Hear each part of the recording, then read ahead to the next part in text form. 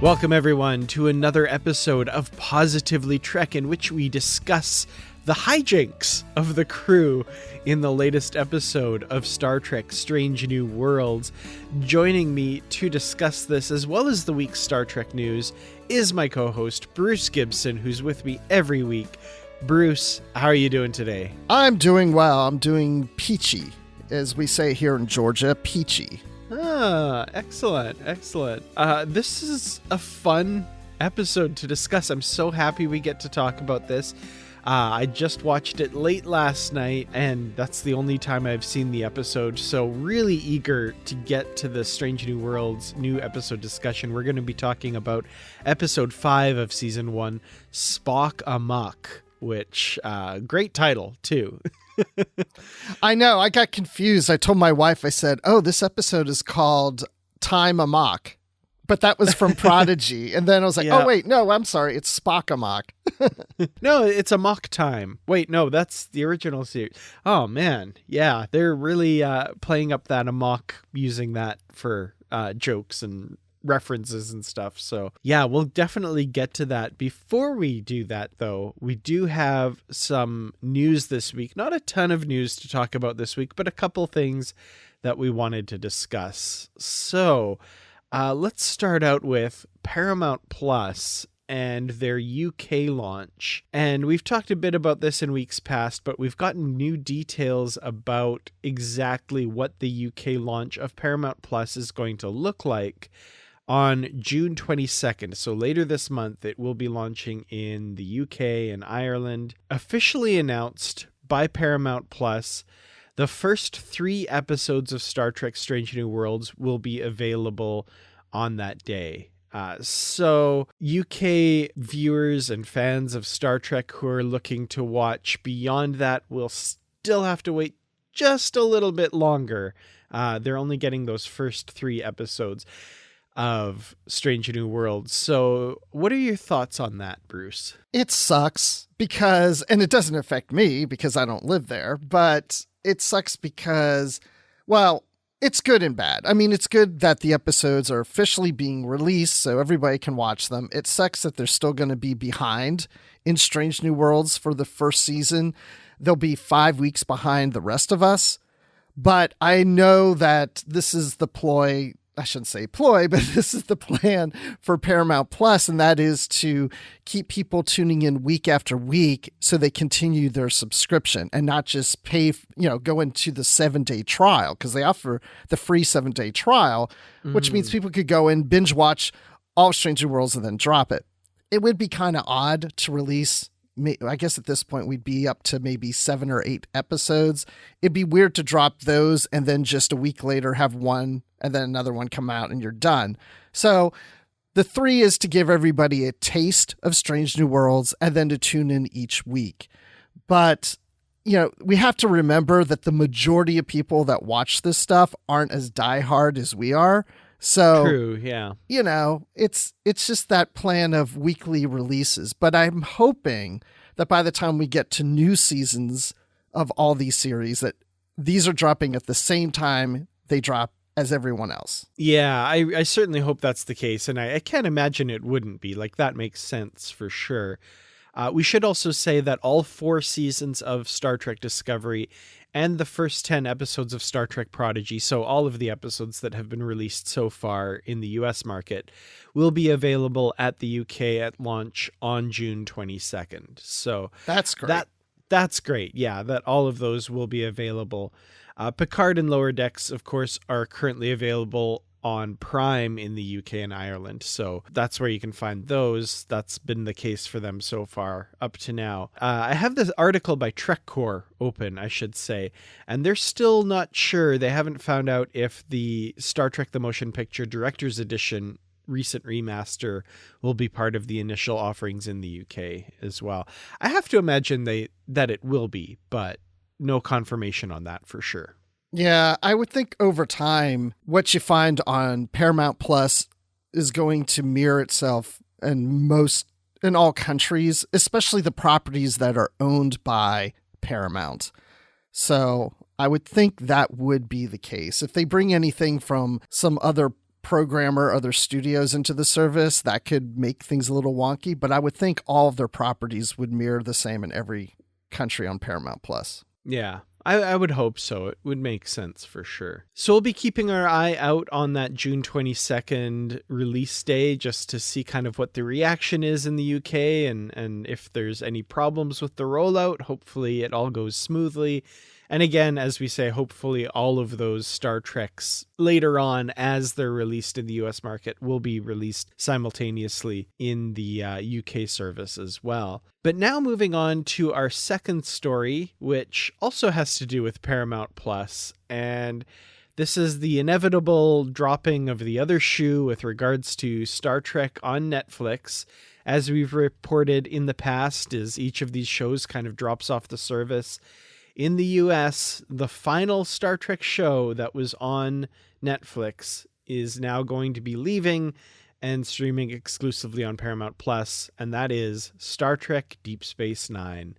As of July 1st, will no longer be available on US Netflix, and at that point in the US, all Star Treks, if you want to watch them on a streaming service, will have to be through Paramount Plus. Not a big surprise because we've seen this happen with the other series.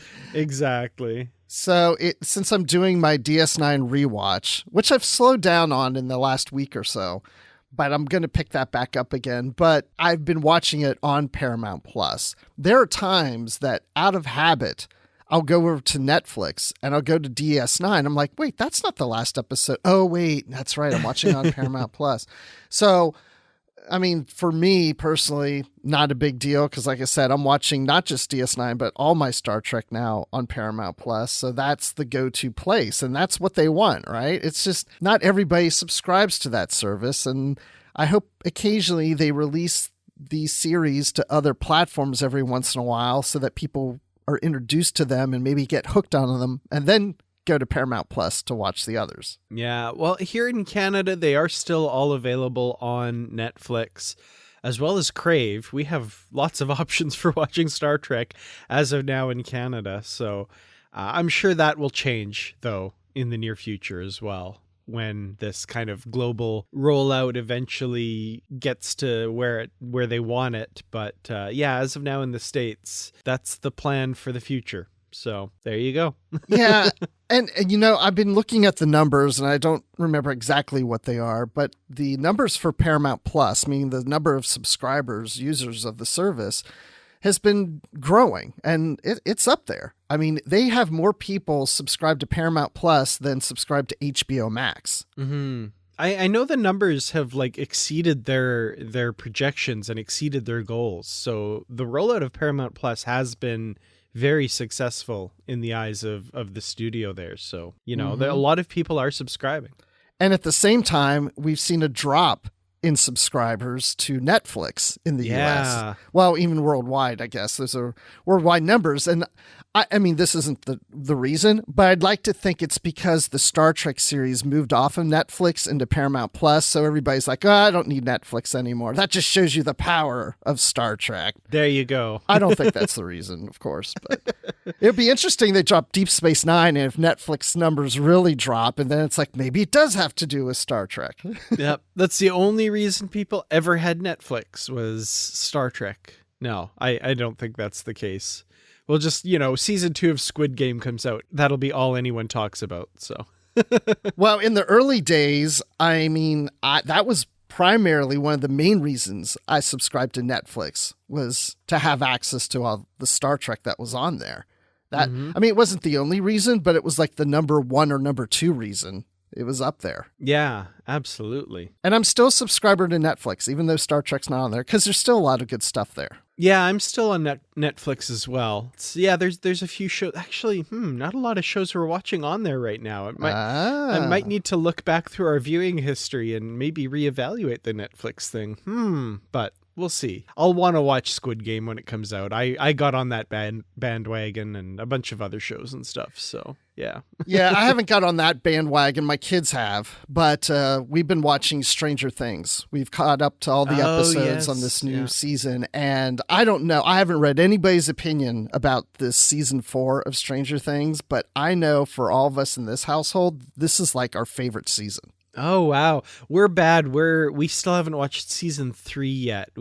That's been on our list to catch up for ages, but for whatever reason we haven't got back to it yet. So when you watch season 3, it takes place in a mall. A lot of the episodes, that mall is near my house, and that mall closed down because a newer, bigger mall was built up the road from it. So, Well, it's not closed, but most of everything's out. There's just a few things left, but it's pretty much a ghost town in there. So a lot of films and shows are done in that mall. And it's weird to see that food court area and stuff where a lot of the scenes take place, because back in the day, I used to live like almost across the street from that mall, and I used to go into that food court all the time, and that was in the early 90s, and this show takes place in the in the 80s, and I'm like, yeah, that's about what it looked like back then. That's pretty cool. On the subject of television shows filming in locations near where we live, I have a rare one. Like, I imagine where you live, there's a lot of television and film production in Georgia and stuff, and that probably happens more often for you. But for me, we recently opened a new hospital in the city I live in Grand Prairie, Alberta, and the old hospital was recently the site of some filming for Pedro Pascal's show The Last of Us. They needed an abandoned hospital, and they used ours. So the hospital that I was born in is going to be in that show, apparently. All right. I'm going to have to watch it just for that. Yeah, I want to see where you were born. I'll watch it just for that, too. I imagine it's not going to look much like it does when it's an operating hospital by the sounds of it, but should be interesting. Yeah, I mean, there's a lot of production going on, like you said, here in Georgia because of tax credits and stuff. If you ever see like shows and movies, they have the little peach that says Georgia or whatever at the end of the credits. Made in Georgia. But yeah, I mean, even around our office, they'll close streets down because, they're filming something for The Walking Dead or something like that, you know? And then, without getting too much in the weeds because we get into Star Trek, but the company I work for, we own a building in the Atlanta area, and we have a big parking lot area that we're looking to turn into sound stages. And we're also opening up some other offices, so we may have other productions and movie studios doing work on our campus. And I'm hoping one day Star Trek will be done there. That would be very cool. I could go in anytime I want. I'd have my badge, and I'd just be badging into every Star Trek production. Absolutely. Yeah. On set, firsthand reporting. That would be great. Oh, my gosh. I can only imagine. I mean, I would definitely get access. I know the big guy that runs the company, and I'd say, if you're going to let one person in there, let me. Come on, do it just for me. And he would do it. Well, until that day comes, we unfortunately have to rely on Paramount Plus for you and Crave for me to get a glimpse of Star Trek. And speaking of which, we got a glimpse of the last week's Star Trek that we're going to talk about next. The episode Spock Amok from season 1 of Strange New Worlds, and we'll get to that review of that episode right after this. It's that time of the episode again where we give a special shout out to our Patreon supporters, especially those at our Constitution class starship level and higher. So a special thank you to Carl Morris, Joyce Marin, Justin Ozer, Jim Stoffel, Jesse Earl, Dave Garcia, Rick Young, Paul D. Kinnear, and John Blaber. We really do appreciate all of your support of the Positively Trek podcast. If you are interested in making a monthly donation to help keep the show coming to you each week, please visit us at patreon.com/positivelytrek. If you join at any level, you get access to our Patreon-only feed, where you get early access to episodes and ad-free versions of episodes as well. There are also other great perks. Again, visit us at patreon.com/positivelytrek to learn more. Thanks again. And now, back to the show. We have undertaken a ritual to share our Katras. It has had unforeseen consequences. We have switch bodies. We seem unable to switch back. Get out of town. We are not in a town.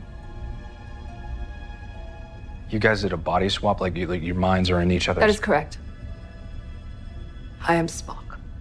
And I'm T'Pring. Now that you know, you can likely tell the very clear differences in our mannerisms.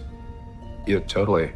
So, Bruce, this week's episode of Strange New Worlds, I got to imagine at some point on the script page, the directions were just, and hijinks ensue.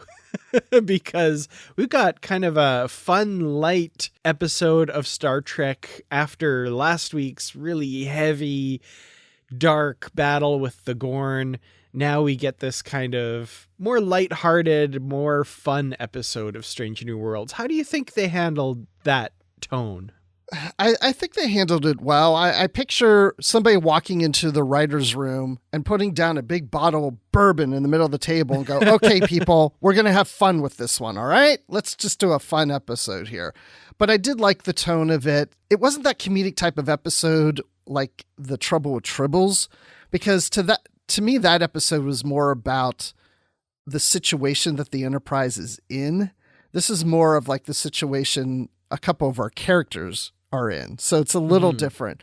But I did like the lighter tone of things because I think this show plays well with the lighter tone. It worked in the other episodes, even when there's a crisis going on. There's some levity in there. So they've already built that. So this feels right. I agree. And I like your point about the comedy kind of being born of the characters and what makes these characters tick, which is pretty interesting given that it's only episode 5 of the series. Now, granted, at least one of the characters that we get a lot of time with is a very well-established Star Trek character who's been there since the very beginning. So, a little bit of a more understandable on that part. But some of the other stuff, I love that we're getting to know these characters and get inside their heads a bit. And that the writers are making an effort to craft these stories, not just out of like, ooh, something silly happens and, how will these people react to it. It's more endemic to who they are as people. That's kind of cool. I think that's talented writing at that point when you can get those comedic moments out of these characters like that. Yeah, it's not like they pulled from short treks and brought Edward on board with a bunch of tribbles and they all had to deal with it. Right, exactly. Well, let's jump into this story with the teaser. First of all, the part we get right at the beginning, we get kind of a recreation of the scene from Amok Time with the Kunat Khalifi and Spock's family area where they traditionally have their marriage ceremonies. And I have to praise this scene on so many levels where Spock is fighting Spock. He's a human and he's fighting his Vulcan half, which, as Chapel says later, Vulcans don't really do subtle, do they? It's pretty on the nose. But there's so much about this scene that I love. First of all, the music, that they recreated the Amok Time fight music so well here. It's not just lifted, it's rearranged, but it's so faithfully done. I love that. That was so much fun to hear. I thought when it first started, I was like, oh, we'll hear a couple notes of it and it'll be a little homage. Nope, they went full Amok Time with that. I loved it. Yeah, I did too, because that's like classic music. I mean, that's recognizable to most Star Trek fans and casual fans from that episode. So, yeah, I thought they would probably sprinkle it in a little here and there, little callbacks to it. But yeah, they went full on, which is great because it really just makes this opening, this teaser scene really feel like it's a play off of Amok Time. The location looks similar to it. This whole ceremony. There's a lot going on here, especially when Vulcan Spock slices human Spock across, the front of his chest, just in the same location with the rip shirt like he did with Kirk in Amok Time. Yeah, that was going to be my next point. I love that. At first it's like, oh, that's funny they're doing that, but then you think like, oh, there's kind of a deeper meaning to that, right? He was attacking his human friend in Amok Time, and here he's trying to kill his human side, his human self, the part of him that has him in Starfleet and would make these friends with humans and stuff.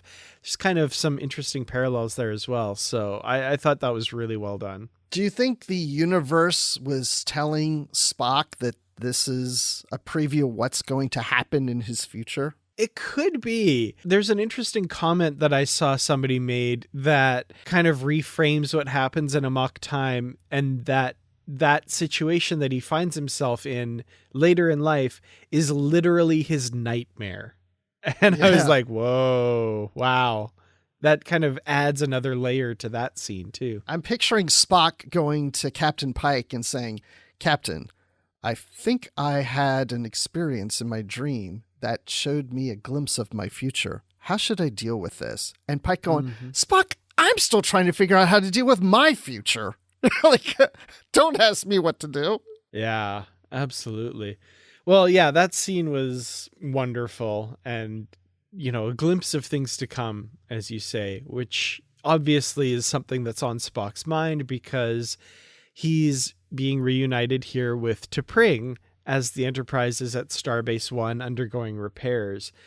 And I gotta say, these two together, I love their back and forth. Like the irritation that T'Pring shows with Spock in subtle and sometimes not so subtle ways, and just the way they interact with each other, I really enjoy. They're so, how do I put it? It's like they're so emotionless and cold, but at the same time, there's so much emotion bubbling just below the surface that they're both so good at letting out just enough. I love it. It's like when they're in his quarters and they embrace each other, and then they move away from each other and they go into their stance, their Vulcan stance of like, okay, we expressed emotion and now we're suppressing it. It's like that balance that they have. And it seems like this is what a Vulcan couple would be like, because you do wonder, it's like, well, if you don't really have emotions, what kind of relationship can you have with a spouse? I mean, what does that look like? Is there love? Is there emotion? Is there affection in that? Or is it just like two roommates living together that just tolerate one another? And it's kind of a mix of both. Yeah, there's definitely all of that kind of mixed in there, which is, and they play it so well.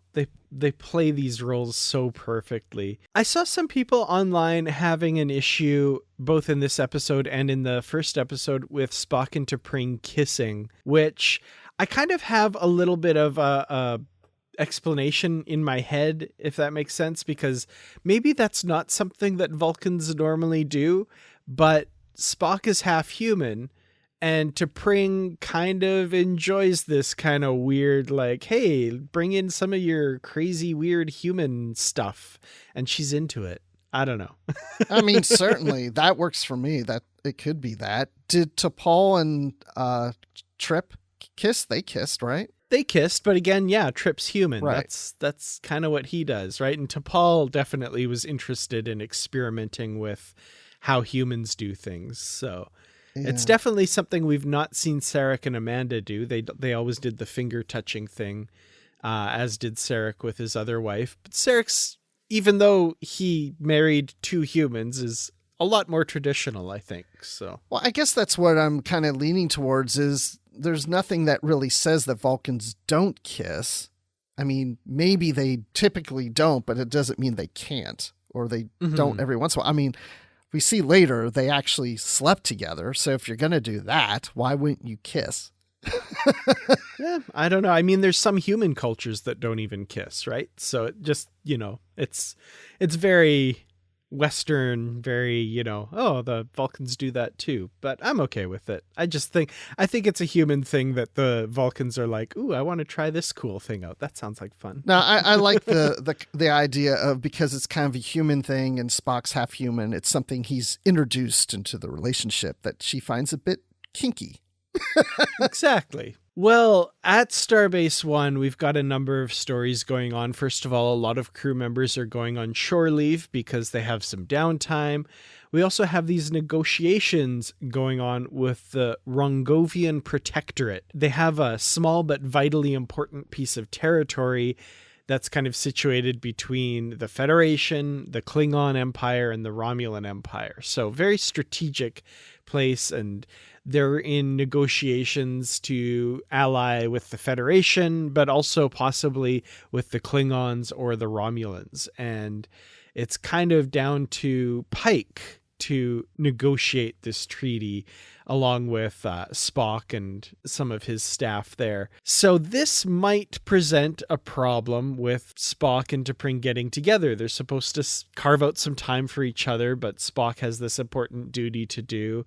But he promises that it won't interfere with their dinner that evening, which inevitably, of course, it does, because they show up early and want to start the negotiations early, and Spock is inevitably delayed. And T'Pring is not happy about that. No, but it's a nice setup for this relationship that gets us to Amok time, right? We got hints of it in the first episode this season. We're getting that here too, where, you know, you have to invest in the relationship. And if his career is getting in the way and hers too, and they're not compatible career-wise and time goes by, yeah, she may kind of lean towards someone else on Vulcan.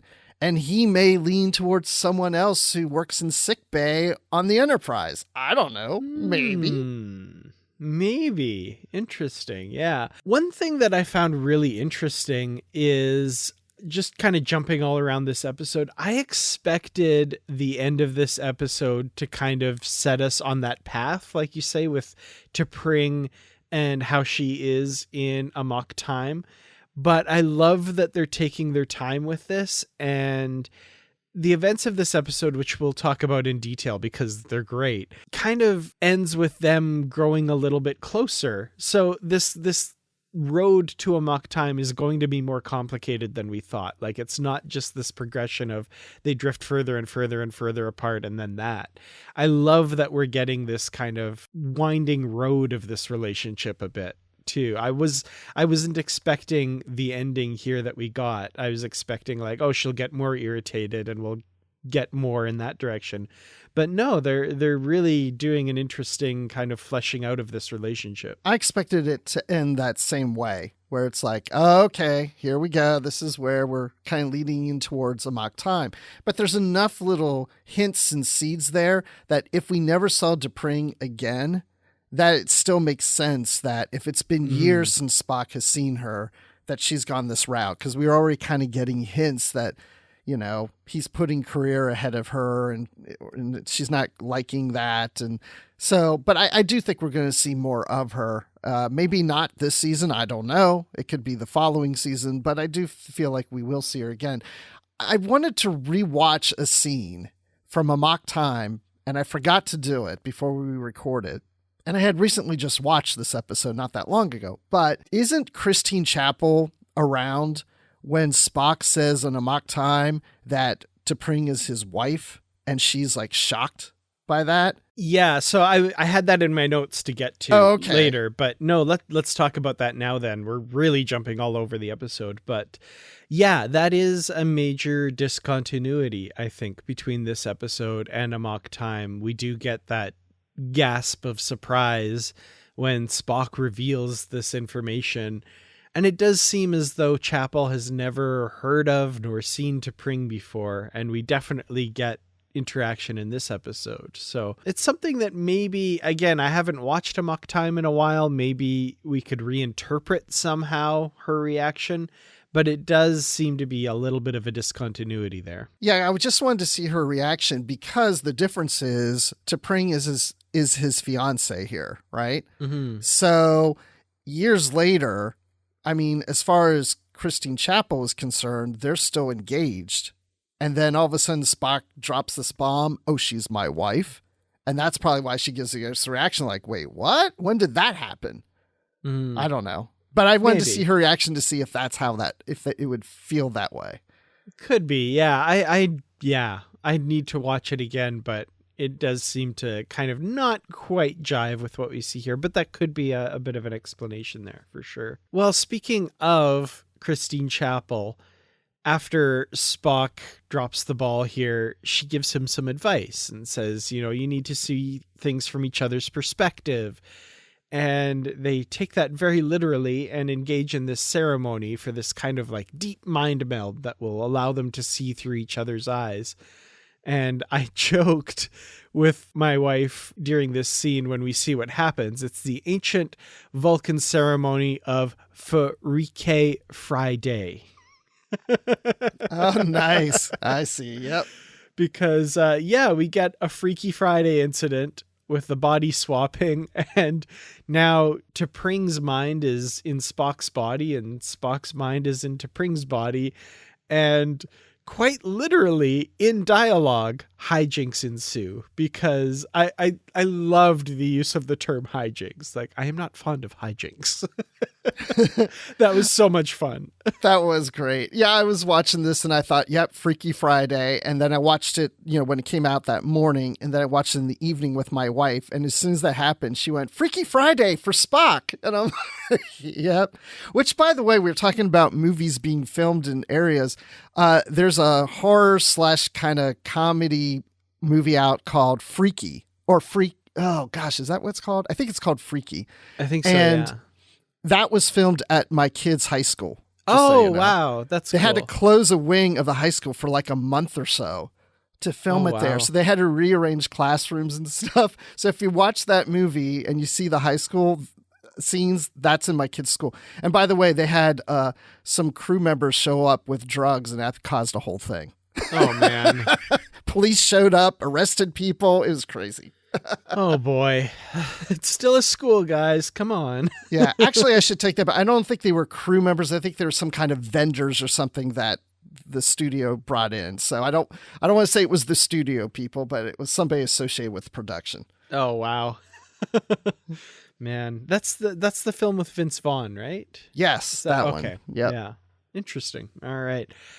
Well, yeah, we've got this, like I said, Freaky Friday incident, and again, Ethan Peck and Gia Sandhu do such a great job here playing each other. And I mean, this is, I feel like, even more challenging than your typical body swap type episode or situation, because they're playing these ostensibly fairly emotionless people with similar speech patterns, not exact, but very similar. So the differences have to be very, very subtle. And I think they do a really good job. Ethan Peck just kind of talking with a slightly softer voice, and his cadence and pronunciation is shifted just a little bit. And at the same time, Gia Sandhu just totally channeling Ethan Peck's Spock and his reactions and his kind of mild surprise at stuff in that way that Spock in Strange New Worlds does. And their line to Pike that, like, now that you know that we've switched, you can totally tell our subtle differences. And Pike's like, oh yeah, totally. I love that. That's so much fun.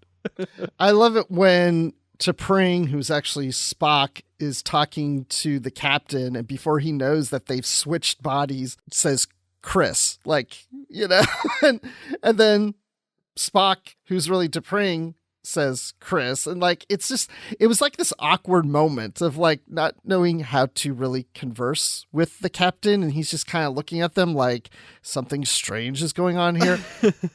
It also makes me wonder if they rehearsed that scene the first time where Spock played the T'Pring character, or Ethan Peck played, they reversed the roles just to see how, and then they kind of said, okay, I see how you're standing there, now I'm going to act it that way. That makes sense. I bet that would be really helpful for sure. That was so much fun. And I mean, some people might kind of laugh at the silliness of a body swapping plot, but as an acting exercise, I think it's so much fun just to see these actors play the other character. And again, with such subtle differences, but it still comes through, so the awkwardness and the day-to-day stuff, putting myself in that position and like how difficult that would be to remember, okay, I need to refer to myself as that, like right there in the moment. Like there's so many moments where T'Pring Spock wouldn't want to do that. And he's right there. And Pike's like, I can see that. Like just little things like that. I love that. I was watching this thinking, oh gosh, are people going to complain that this is ridiculous, that they can't just switch bodies like that this is just dorky and stupid and I'm like, and I haven't read a single thing online. I have no idea what anybody's saying. I mean, I haven't read one thing, so I have no clue. But I thought, well, if anybody thinks that's ridiculous, I mean, there's so much in Star Trek that you can point to and say, I mean, just the Katra thing alone of transferring one to the other is just as ridiculous. And we've had so many other situations where people are in other bodies, their minds, or else, whatever, or combining people or separating people in transporters. It's just a Star Trek thing. Yeah. One thing I also appreciated about this whole story is a lot of those stories that take place like Freaky Friday or whatever, it's so important that they keep it a secret from everyone all the time. And that wouldn't make sense with this. And I'm really glad that they're like, I think we need to tell Captain Pike. Yes, that is logical. And they just let him know. And he's like, okay, that's weird, but we got to do this. I liked that like it wasn't this artificial, we've got to keep it a secret from everyone. We're so embarrassed about this. This is so weird. And no, it's Star Trek. It's like, tell your captain what's going on and let's get this figured out kind of thing. I'm with you with that. Cause that scene where, Pike is looking at them like, what's going on here? This is really weird. And they're not telling him. I do remember feeling like, oh, I don't want to know if I want a whole episode of them trying to keep this a secret from everybody. And I mean, it can be funny and it can be fun, but to your point, it's like, why keep it a secret? Mm-hmm. I mean, there's no real reason not to tell Pike or anybody else. Like, and they're asking for help, right? Like, help us get back to our body. If we can't do it, let's go to sick bay or whatever. It's just, there's no reason to keep it a secret. Yeah, absolutely. And one of my least favorite tropes in sitcoms, especially because sitcoms are very notorious for this, is there's a misunderstanding. Somebody hears something and they misunderstand. So they spend the whole episode thinking one thing when the actual thing is the other thing, you've watched Three's Company, huh? Exactly. Which, if it's done really, really well, can be funny, but you have to do that really well. And it's become such a tired thing to fall back on for many, many sitcoms. I was momentarily worried in the scene where they're in the starbase in the wilderness area and Christine sees T'Pring coming. And is like, oh, I need to talk to her about blah, blah, blah, because, I was like, oh, no. I don't know why, but I thought they were going to do she thinks that she's T'Pring, but she's actually Spock, and she's going to say something that blah, blah. So I'm glad that, T'Pring's, immediate, or Spock in T'Pring's body is immediately explaining the situation and getting her help. And I'm like, okay, good. We're doing hijinks, we're doing fun, kind of weird stuff, but we're not relying on those really dumb tropes. Yeah, because again, why would Spock not tell her? Exactly, yeah. Which, again, my brain was in sitcom mode, so it's like, oh no. But wait, no, they're smarter than that. Right, thank you. Okay, good. And I thought the same thing. I wasn't thinking, oh no, I was just thinking, oh, she's going to say something thinking she's talking to T'Pring, but she's actually talking to Spock. And in my mind, I'm thinking, oh, there's going to be something where T'Pring's talking to Chapel and Chapel says something like, well, I can see what you see in Spock. He's a very attractive Vulcan. And then oh, Spock hears her saying this to him, something like that. Exactly. And I'm so glad they didn't go down that path. So, yeah. So T'Pring needs to take over Spock's job because these negotiations are happening and are very important. And at the same time, T'Pring's co-worker contacts her, says there's this situation. Her job is to bring in Vulcans who have, she captures fugitives basically. And in this case, this Vulcan, this Vatosh Couture, which is a term we've not heard since Enterprise, which means Vulcan without logic. He will talk only to T'Pring. So Spock, of course, in T'Pring's body has to go speak with this guy.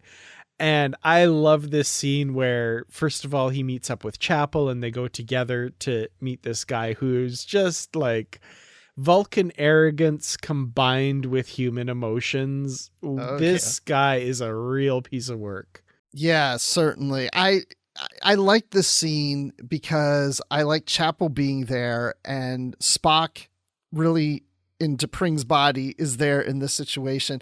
And I thought in both situations too, with Spock dealing with this, I can't remember what we called them, but the alien race there. But I thought it was going to end up being something where T'Pring in Spock's body is going to be able to do something that Spock wouldn't have been able to do, and vice versa. Mm-hmm. But I'm glad, again, they're not using that trope of Spock can't get it done, but T'Pring can as Spock, and vice versa and such. And I guess it's kind of that way here with T'Pring as Spock and Spock throwing the punch. Spock as T'Pring throwing the punch. Yeah. It's confusing how to talk through this. It is. Yeah, I was thinking that. Like, his right hook there is pretty good. And then perhaps it would be best if we did not discuss how we were able to bring him in. Right. That was terrific. And I loved also at the end when Spock admits to T'Pring what he did, and T'Pring is, I have met him. That was a logical response. Yes, that was a great line. Terrific. So yeah, meanwhile, T'Pring in Spock's body is doing these negotiations. And this was the scene I was most impressed with Ethan Peck and him being T'Pring, because this was where I felt he was most like her, if that makes sense. And this negotiation with these aliens, and they're kind of mirroring the Vulcan logic, and Pike steps in when Spock, in quotes, kind of, I wouldn't say makes a faux pas, but says something that Spock wouldn't really say, and it was more from T'Pring's kind of perspective on things. And the interruption by Pike, April is freaking out. He's like, no, you can't. They've said, and he's like, I have a feeling I'm going to say this thing. And he speaks to Spock or T'Pring really. And, the reaction by the aliens isn't really what you'd expect. It's all really interesting. And I'm kind of going like, what's going on here with these aliens? I don't really get it. But Pike's getting it, and that's the important part. Yeah, my wife is so smart because she got that like right away. Like, oh wow, she's like, oh, he realizes that they want him to sympathize with them, to understand, so he's doing this right now. Because I was like, how does she know that so quickly? That's awesome. Wow. But I like that again because it just adds so much to the Pike character. Because I was expecting that Spock / T'Pring sitting there is going to do something that the other Spock, the real Spock, wouldn't have done, and therefore was successful at it. But instead, it makes sense that T'Pring isn't going to get this exactly right because this isn't her thing. Mm-hmm. It's not like she's failing at it or doing a bad job. It's just not her thing. But Pike is that hero that knows how to handle these situations, and that's why he's the captain, because he's got that experience to maybe see how to look at things differently and how to read people and such. And no knock against Robert April, but he didn't see that, and he's an admiral, Mm-hmm. But it just shows how cool Pike is. Yeah, definitely. And yeah, like you said, he makes that connection that they want the negotiators to see things from their perspective. And he gives this kind of final speech to them that like, maybe Federation membership isn't for you. You'd be taking on a lot of risk. And, the only benefits are that, you'd be part of this community, and we'd help you if you were in trouble, we'd defend you, but you'd probably only be in that situation because of your association with us. So, maybe it's not. And April again is just like, what are you doing? No, but he got it right. And he saw things from their perspective. They go back to their beautiful solar sail ship and fly the Federation pennant. They're like, we have new allies. Cool. Yay. Which that was beautiful, by the way.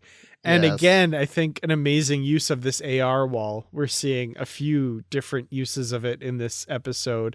First of all, the shot of the Enterprise docked behind them while they're having these negotiations. I was just like, I would never be able to take part in these negotiations because I'd be staring out that window. That was such a beautiful view. I was staring out that window quite often during these scenes. That's the one thing.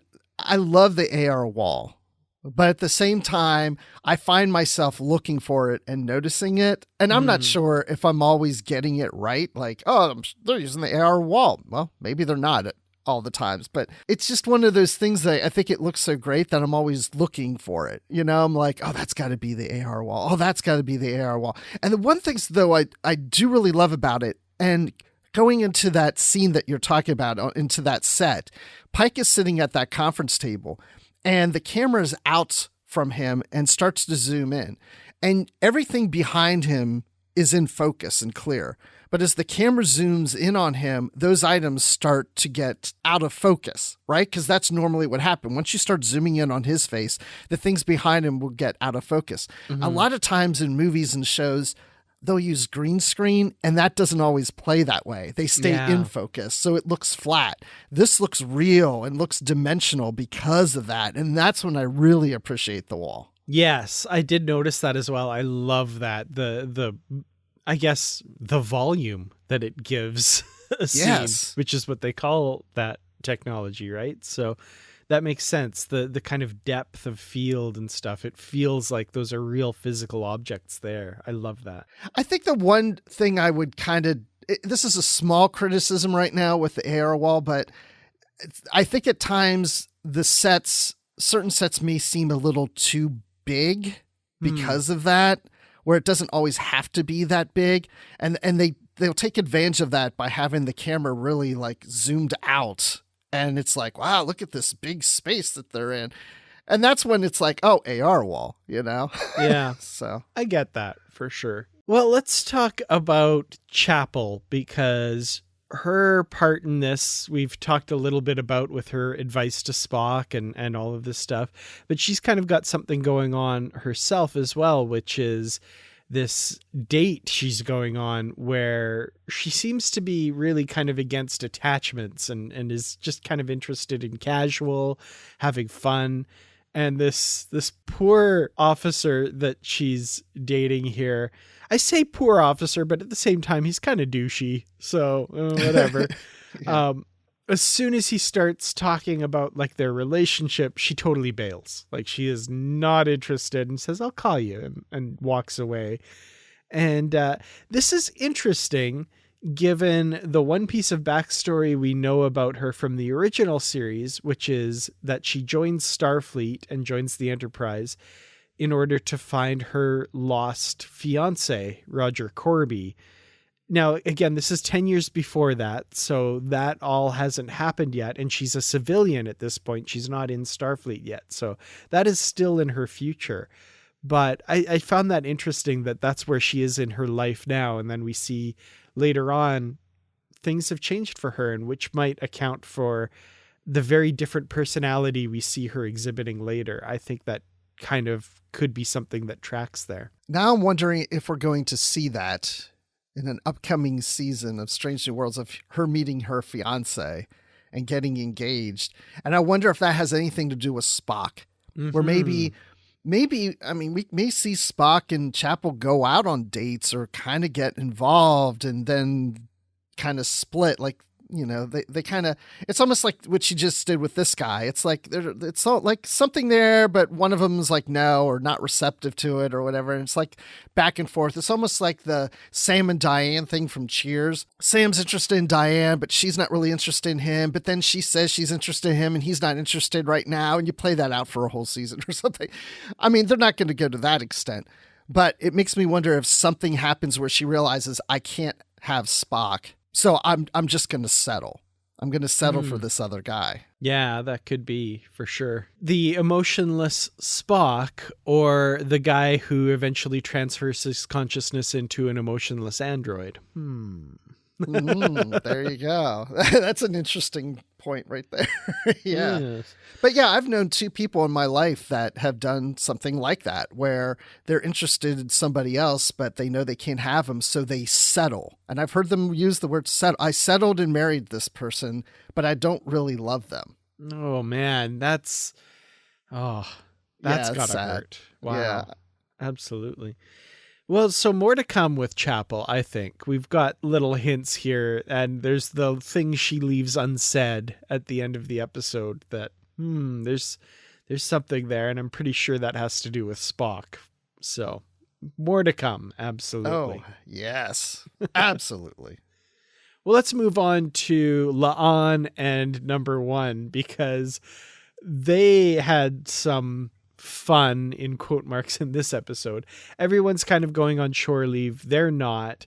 And Number One overhears or hears M'Benga say that she's where fun goes to die. That's kind of her nickname or her reputation on the Enterprise, which seems to affect her. It kind of gets to her a little bit, and she doesn't really appreciate that. And she and La'an kind of bond a little bit because they're all about duty and not having fun in the traditional sense. But they also catch these two Enterprise crew members about to go on an illicit spacewalk and learn about Enterprise Bingo, which this was interesting. What are your thoughts on Enterprise Bingo? I want to play it. That's what I want to do.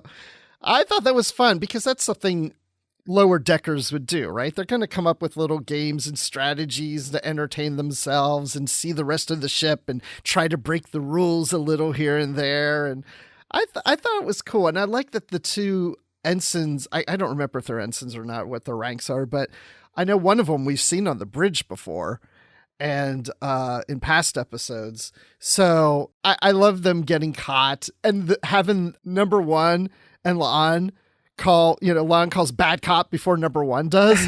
I love that because I've been in so many situations where I've been with a colleague and we're going into a meeting to negotiate a deal. And sometimes that conversation comes up. Nobody calls it like that, but it's like, well, do we want to do a good cop, bad cop? And which one do you want to be? And I love how La'an's like, bad cop. And Noah's like, dang, you caught it before I did it. And they play it that way. I love that part. Yeah, that was so much fun. All of their interactions here, you can tell the two actors are just having so much fun playing this. They're very different characters from the people around them and playing up those parts of their personality. It seemed like they were just having so much fun here. Enterprise Bingo, I have to say, I'm kind of shocked that Lower Decks didn't come up with Cerritos Bingo before Strange New Worlds came out with Enterprise Bingo. Like this, like you said, this feels like such a Lower Decks thing. I love that so much. It makes so much sense. And I'm sure now Mike McMahon's like, oh, Cerritos Bingo, we got to come up with a bunch of ridiculous things. I hope that becomes a thing. So the whole Walt Disney World thing where they have the Star Cruiser Hotel Star Wars experience. Mm-hmm. I keep thinking that would work so much better for Star Trek. Oh, yes. Because it would be like you're on the set. Well, you're not on the set, but you're on a starship. Like you enter a starship, you have your cabin there. You're assigned into a Starfleet uniform and you're given a rank. And I used to think, well, maybe if they did something like that, you're given some kind of mission on the ship. But now, seeing this episode, it would be fun if your mission is to play Enterprise Bingo. Yes, absolutely. That would work so well. So, okay, using the transporter to reflavor your gum. That's new. I kind of love that. I love how Lon's sitting there just chewing the gum like, that flavor's gone. And I'm like, what does that have to do with anything? And then, oh, okay, that's cool that they do that. See, I paused on the screen where it showed all the items. So I was reading through all the items on Enterprise Bingo. And that is the first one. That's the number one, is use the transporter to reflavor gum. Okay, I'm going to make a bit of a complaint here. This is not about Star Trek. So I thought about pausing it. When I watched it and that came up, I was like, oh, when I rewatch it, I'll pause it. And I totally forgot to do that.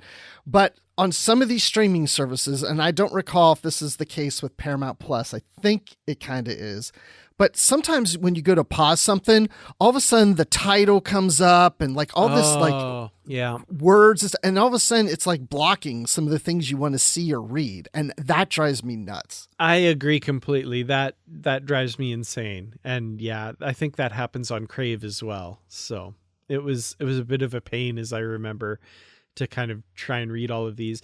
And I think I did eventually find someone else had posted a screen cap online as well. So that helped some of the ones that I couldn't see. So yeah. Yeah. And I think sometimes it depends on the device. Like maybe if I'm on my phone, I can just tap it and those graphics would go away. I don't know. But yeah, sometimes those get in the way. So about these ensigns, by the way, one of them is a Bolian.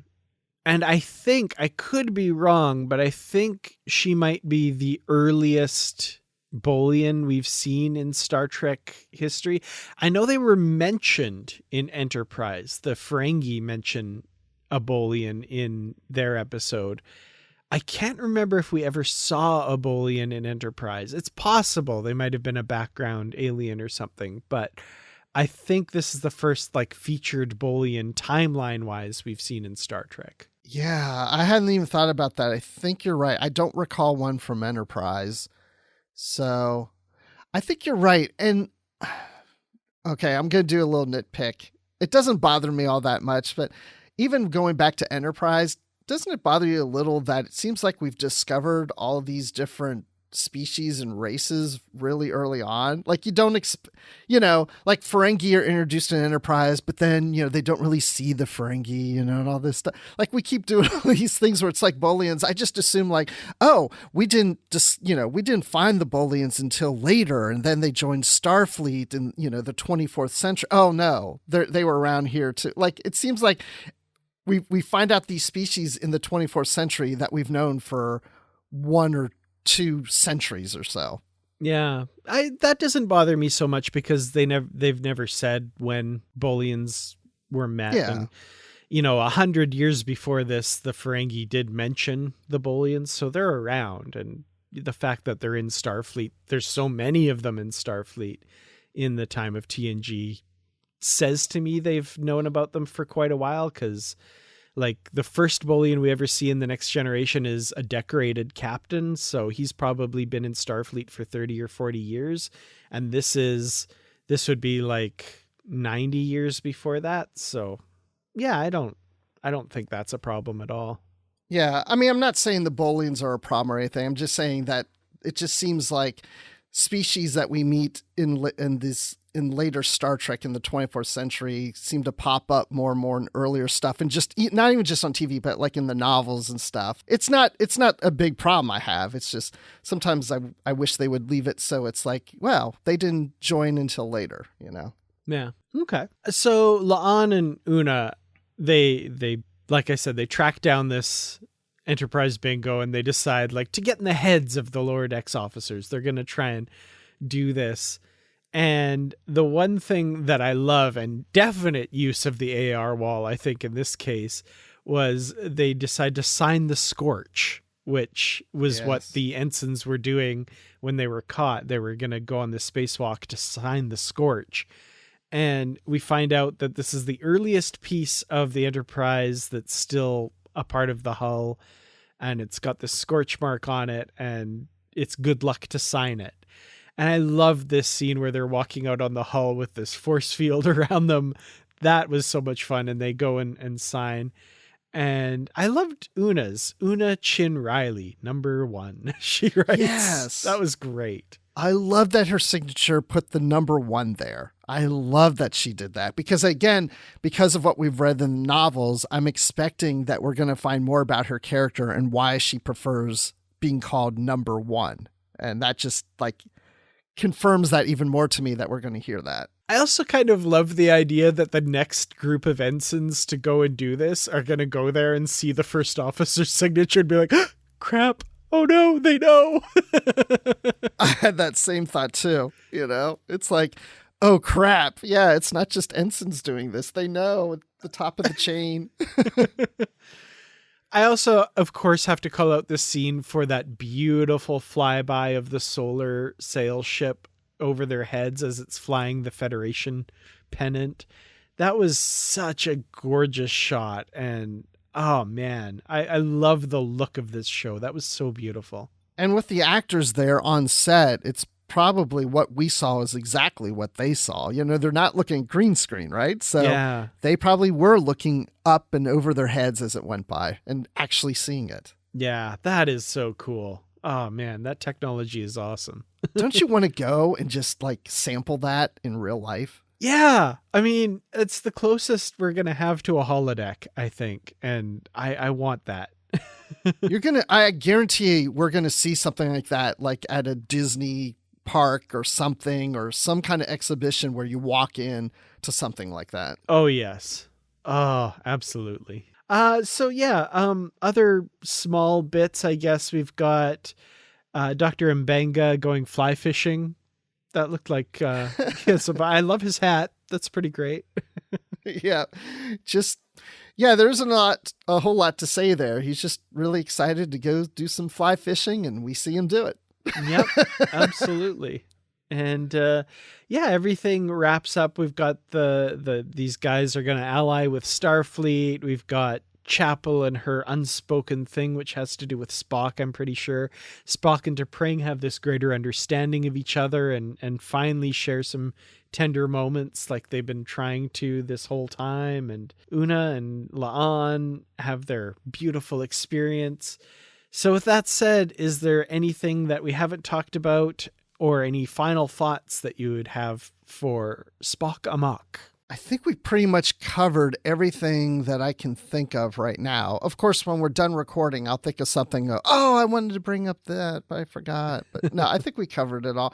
But I really like this episode. It was a fun episode. It was, after the intensity of the last episode, it's nice to kind of have like just a fun, light episode. Yeah. And again, great character focus. Not pushing the humor where it's not appropriate. It's just character humor and the situations that they're in.